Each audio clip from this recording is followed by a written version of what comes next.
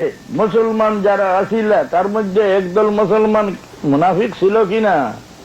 মুনাফিকের মধ্যে কোনো দোষ নাই। তাদের নমাজ বন্দেগী অন্য সাহাবীটা কি আরো ভালো, তাদের পরেশগারি চলাফেরা অন্যর থেকে আরো উত্তম।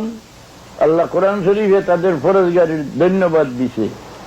ইজা রাআইতাহুম তুজিবুকা আজসামুহুম, ইয়া রাসূলুল্লাহ, যদি আপনি মুনাফিকদের দেখেন তবে তাদের ফরজগারির ভাব দেখলে আপনার অন্তরে শ্রদ্ধা আসবে। রাসূলুল্লাহকে আল্লাহ বলছেন যে আপনার অন্তরে শ্রদ্ধা আসবে যদি মুনাফিকদের ফরজগারি নমুনা দেখেন না।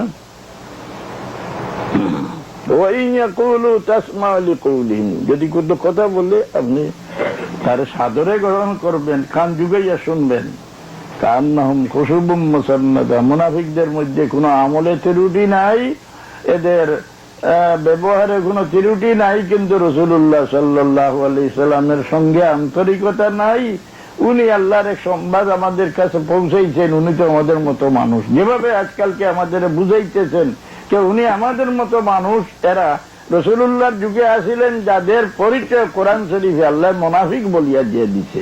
মুনাফিক কাফির থেকে আরো খারাপ।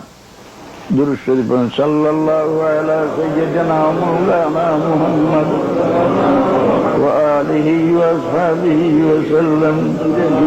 কিটা যাই না সব আমরা সারা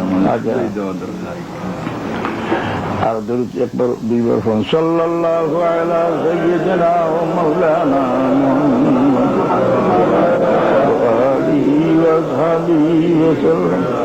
যত প্রশ্ন দেওয়ার আমার জ্ঞানের ভিতরে আছে, আমি যদি আপনারা ধৈর্য ধরে বসে থাকেন আমি সবের উত্তর দিব।